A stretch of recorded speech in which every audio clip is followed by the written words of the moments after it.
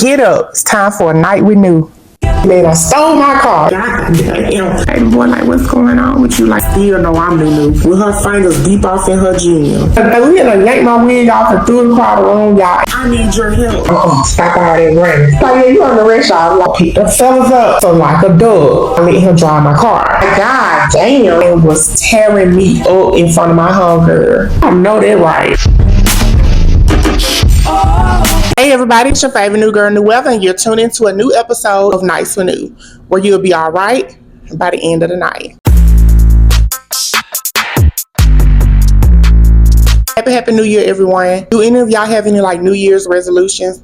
I don't necessarily subscribe to things like that per se, but I did want to be a little more intentional with my diet. Last year I stopped eating meat and I also stopped drinking drinks. I have done amazingly well throughout the entire year doing that. I have not had any kind of meat and I've only been consuming water, and I drank like roughly 2 gallons of water a day. It seemed like once I stopped eating meat, I kind of picked up a habit of snacking a lot more. I've always kind of been a snacker, but I started snacking on more like junk food more than I normally would. So I've been eating a lot of cakes and cookies and pies and ice creams. That bothers me. I really want to get to a point where I'm not eating sugar in that way. I was trying to actually stop that before the year even ended. It is very, very hard for me.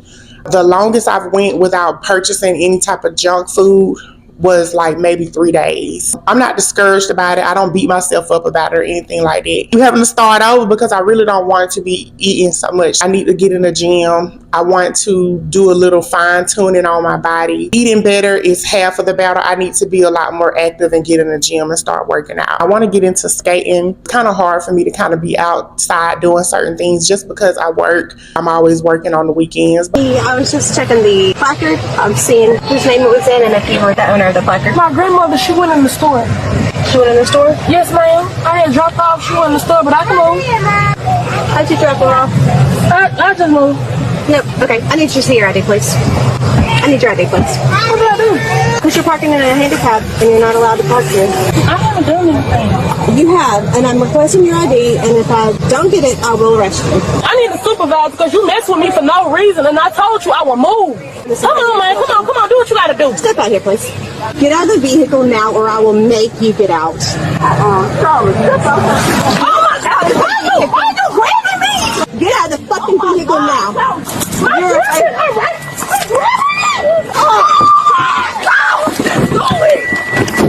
She grabbed me for no reason. I told her I was getting the ID and she still grabbed me out the car. I told her multiple times my grandmama is right there. Why would I lie to my grandmama not being there? How are you? When I first saw this video, it broke my heart, especially when I seen grandmama come around. I don't know why, y'all, but I boo-hoo cried when I first saw it.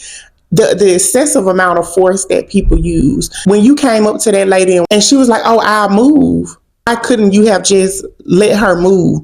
I'm not even saying like if you didn't want to give her a ticket or whatever, like do you get a ticket for that? You could have still gave her a citation and stuff without yanking her out of her car, having her all on the ground and stuff like that. That shit is crazy to me. I got detained one time. They broke my glasses and everything. Like, they don't be caring. And a lot of the time they love to try to like walk with the narrative that we be resisting and stuff. And a lot of time we really don't be. I feel like the race be playing a big part in it. I really do.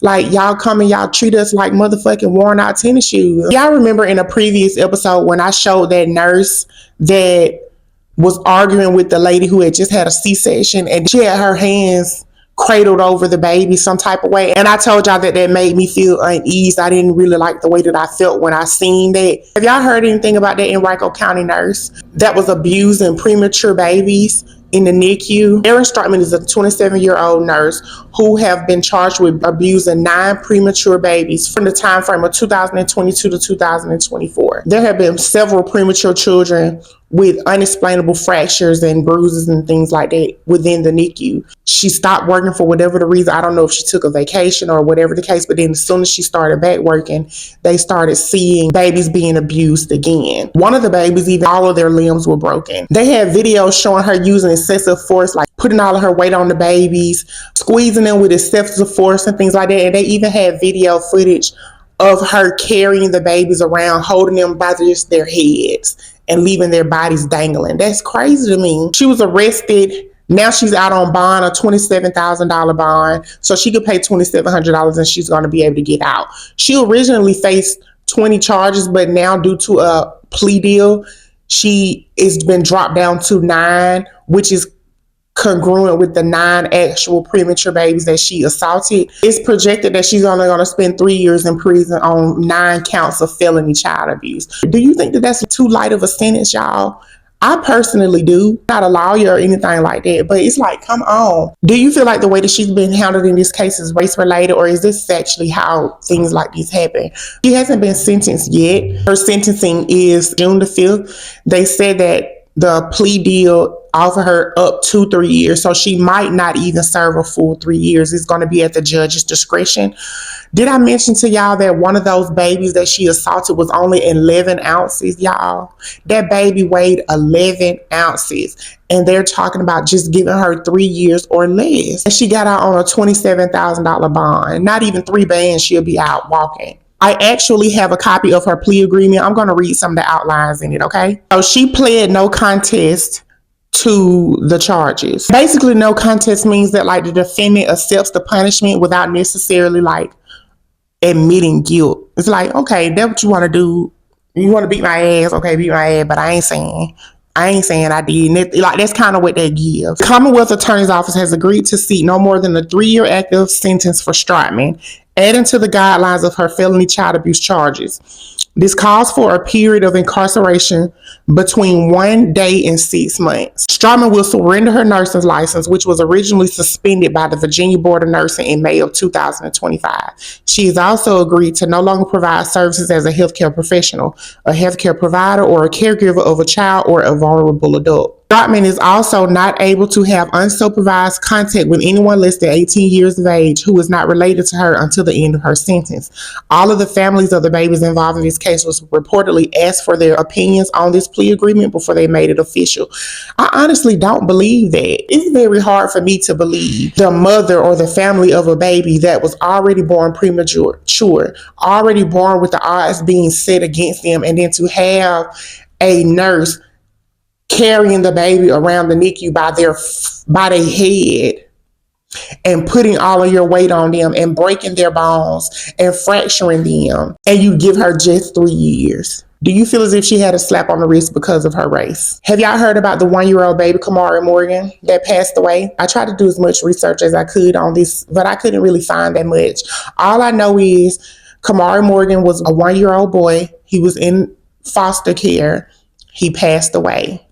Come to find out, he was actually murdered by poison. The birth mother got a call from the state basically saying, hey, your son is dead. Have a good day. She wanted answers. She had questions. Nobody had any answers or questions for her.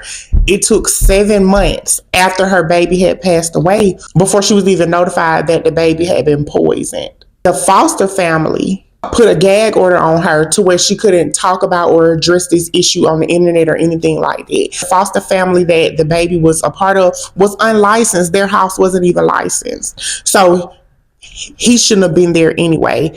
And then now, ever since the death of her 1-year-old son, she's now been trying to fight to regain custody of her other children. All of her children are separated. How many children do she have? I don't know. That's what I was trying to find. And also, why was your children taken to begin with? I don't know. The death of 1-year-old Kamari Morgan in the North Carolina foster system has been ruled a homicide by poisoning. Kamari's mother, Brianna Morgan, has also been left without answers for her son's death for 7 months. During that time, rather than provide Brianna with information and support, the Person County dragged Brianna through hell. They deliberately kept her in the dark, silenced her with a gag order, and criminalized the community members who stood with her. And this is how the family policing system treats Black mothers and their babies. Keep demanding justice for Kamari. So they do have a petition out for people to demand that Brianna's other children be returned home. If you are in North Carolina or even anywhere else and you want to call to fight for that, you can call the Person County Department of Social Services at 336 599-8361 and demand that Kamari's other siblings be returned home. I don't know why the babies were taken to begin with and they're still opting for her children to not be returned. I know some people might look at it and be like, hey, they're taken for a reason. I don't necessarily believe that all the time, only because I've been in some situations with some of my family members. I knew firsthand that their children were wrongly taken away from them and they never got them back. I also remember mentioning in a previous episode that my parents were foster parents. And I can honestly say that they don't really be trying to work with the biological families to get to return their children to them. It seems like from my perspective and my own personal experiences, that a lot of the time they do everything in their power to diligently keep the kids away. Rest in peace, Kamari, baby. You did not deserve that. And I'm so tired of our kids being mishandled and misused. And okay, I have an update for y'all. So Letitia Lindsay, who is 49, has been indicted by a grand jury in the death of 1-year-old Kamari Morgan. The toddler was found unresponsive in his crib in May. The state said that Lindsay's foster parent license had expired. The woman is facing second-degree murder charges in the death of the toddler in Person County. She was also indicted by a grand jury in North Carolina State Bureau of Investigation. She held custody of him as well as his 2-year-old sister at the time of his death. Toxicology reports has found Kamari died as a result of receiving a fatal dosage of multiple medications. Lindsay is being held at the Person County Detention Center under a $300,000 bond. Now, their nurse got a $27,000 bond for abusing 9 premature babies, but she's on a $300,000 bond for killing 1 baby. I'm not saying murder is lesser than abuse, but abuse is abuse both ways. All 10 of those children are results of negligent care and abuse of children. Why are the bonds so different between the two situations? And then to turn around and call yourself having some demands after you killed a child? Get out my face. Back in 2017, there was an inmate by the name of Ladell Lee who died by lethal injection. He was executed for a murder of a lady named Deborah Reese in 1993. 4 years after his execution, they ended up finding out the DNA found on the murder weapon to kill Miss Reese did not match Ladell Lee's at all. And it actually is congruent with an unidentified man. Y'all done killed them now. At this point, the case has not been legally overturned, and they also have not done any type of work to try to identify a new suspect. So there's technically an assailant on the loose right now for murdering someone over 30 years ago. Oh, that thought. Because when I first saw it, I was enraged. I was enraged because I'm so tired of seeing things like that. It seems like they be in such a rush to kill our people without doing due process early. He was a serial rapist. He raped many people. His previous charges was 2 counts of capital murder, kidnapping, 2 counts of rape, robbery, burglary, and theft. Back in 1989, he kidnapped, raped, and murdered a girl by the name of Christine Lee. He went to trial for it in 1994. Ended up being a mistrial because they discovered that one of the jurors was not only a convicted felon, but also related to him. He was never retried for that. In 1990, he kidnapped a 17-year-old girl, raped her, and then attempted to drown her in a river. She didn't die, but he left her for dead. That was his intent. In 1991, he kidnapped, raped, and robbed a 50-year-old woman. He was also the suspect of another rape and murder in 1989 of a 70-year-old woman, whom he allegedly left for dead as well. And then the 1991 murder of Carolyn Jackson, who was a sex worker that they saw him with. Anything that you work for, you're going to eventually get paid. That's how I feel. Everything that you do in this work, you're going to have the answer to it eventually. Like, that's just how it works. Let's talk about like the R. Kelly situation, for instance. Why he's currently in prison now, a lot of people are saying like the things that he's in prison for right now, he didn't do, he had nothing to do with. He didn't do those things. And it's like, okay, that's cool. Think about the number of things that he have done, the number of things that he did do that he got away with. So it's like, in my opinion, I feel like it cancels itself out. Also, I do kind of feel like this time, that's also why it was such a rush to execute him. Because he was a menace to society already. He was out here doing a whole bunch of deplorable things. They could never get a hold to him. He kept slipping through the cracks due to technicalities and stuff like that. I feel like once they got him, they were like, we got him. Come on, y'all. Let's throw the book on him. Because he was already serving consecutive life sentences for all of the rapes and robberies anyway. He was going to be in prison for 150 years. What are your thoughts on that? Is it necessary for them to legally overturn that conviction or not? It cancels itself out. If you was out here raping and robbing and attempting to kill multiple women and stuff like that, and then they ended up catching you, you ended up getting crossed up into something that you actually didn't do and you died for it. Oh well, that's how I feel. All right, y'all, now it's time to be honest.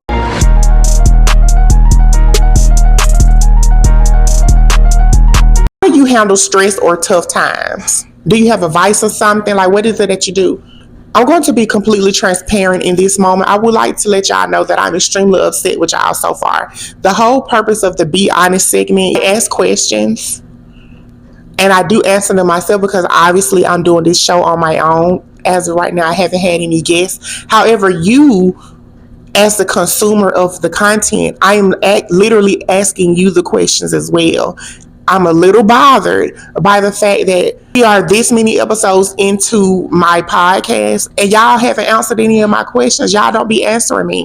What is that about? I do know that some of y'all put podcasts in your ear while you at work. Some of y'all put podcasts in your ear, you're cleaning and stuff like that, but many of y'all don't. Because a lot of y'all come back to TikTok and y'all tell me that y'all been in, and I never see that these certain people be in the content in my comment sections at all. So it's like, there's some inconsistencies in the story, and I'm saying that to say, from now on, y'all, if you really enjoy my show and really enjoy the content, do a little better about these. Y'all answer these questions because I really be asking. I be wanting to know. Anytime I be asking, like, oh, what are your thoughts on these? How do you feel about these? It's because I'm genuinely asking. Y'all be paying me dust, and I don't like that. With that being said, how do you handle stress in tough times? I don't necessarily know what it feels like to be stressed out. Does that mean I've never been stressed out before? I don't know. I kind of feel like I have been stressed in many times and just haven't ever realized that that's what it is. I think I eat my stresses away. I do believe I'm a stress eater. I take naps. If I'm not feeling good, if something is bothering me, I'm going to, it's like I shut all the way down. I want to lay down. I want to take a shower and I want to go to bed. But I think I'm extremely resilient and I take stuff on the chin. Sometimes stuff gets too much for me, gets overwhelming. And if I feel like I'm in a situation where this is too much for me, whether it's a job, whether it's a situation, whether it's a relationship, I'll leave. I'm big on it. Like, bye y'all. You know what? I don't like this. And that might not be the right thing to do, but that's what I do. That makes a life good to you. My life right now is great. I feel like I'm having a good life. I don't have all of my wants, but my needs are met. I'm healthy.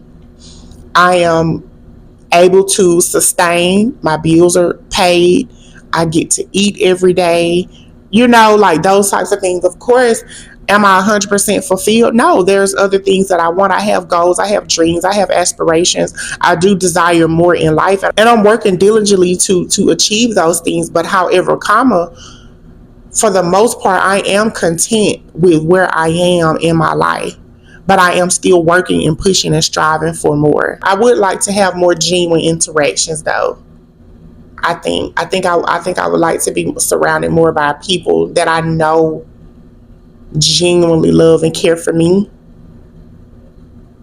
But outside of that, like my life's good. What do you think about when you're alone? My mind be all over the place, y'all. I can't lie. I start thinking about all different types of creative things that I could do. I start thinking about relationships. I start thinking about recipes. I don't know, like, mind you, my mind is never hyper focused on one thing though.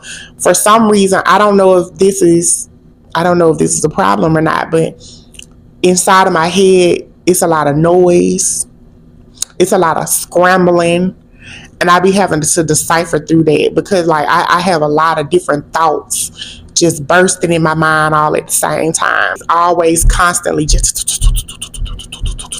What is something that makes you anxious? I get anxious around unfamiliar territories. Anytime I'm in a space and I don't know anyone. Large crowds. Doing something new. The hardest thing for me sometimes is just starting something, just getting out there and doing it, because I overthink a lot. I try my best to not be a product of negative thinking. I think myself to a grave if I allow myself. Anything that I want to do, I just try to go and do it. I do be extremely anxious and scared. Usually everything irons itself out and I'm fine. What do you think is holding you back? For me, I feel like what's holding me back and what always has held me back is myself. I get in my own way a lot. Like I said, I'm an overthinker. I play all of these different types of scenarios in my mind and stuff like that. And sometimes I'll talk myself out of a good thing just because I overthink my own insecurities and stuff. And don't get me wrong, like when it over the years, I'm doing a whole lot better. I'm doing a whole lot better with my confidence and how I view the world and things like that. But I still have a little work to do. Now it's time to hear what had happened.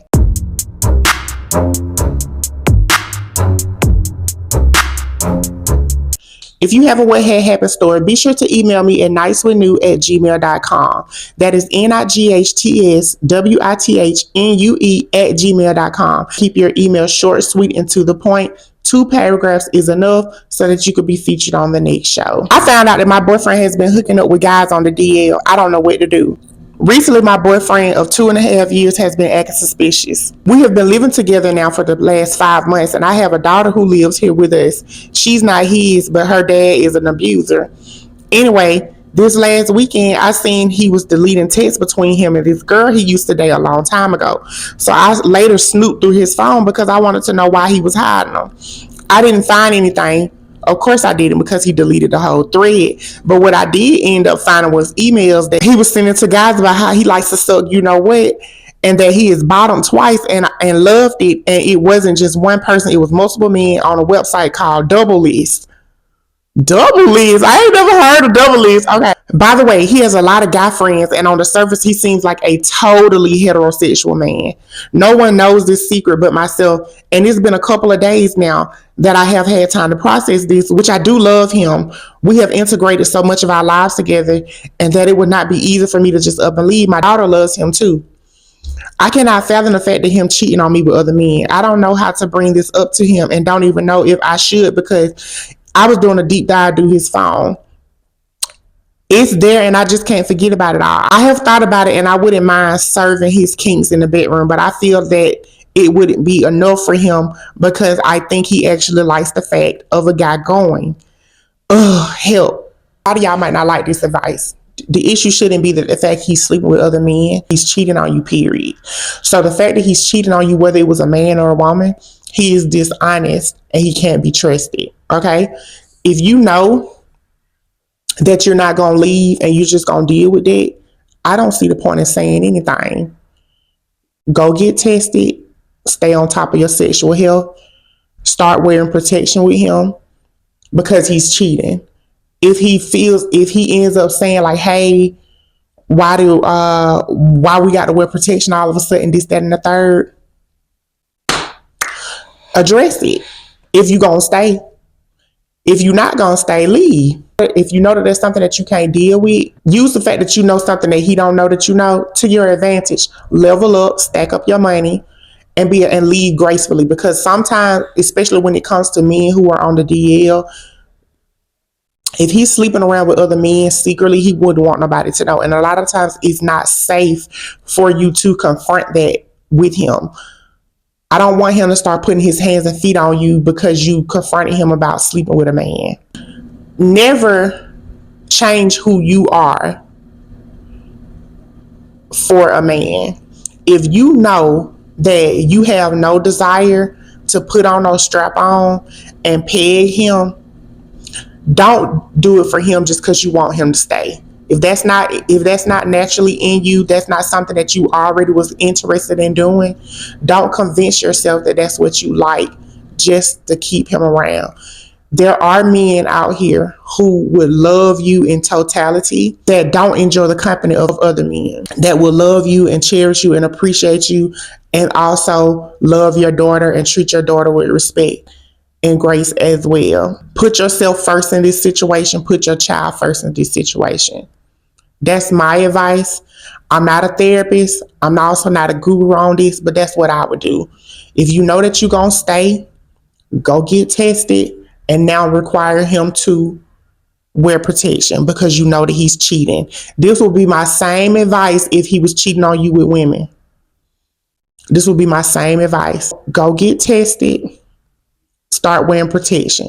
If you have not, talk to your healthcare provider about getting on PrEP and doxypill, because obviously he is dishonest. He is cheating.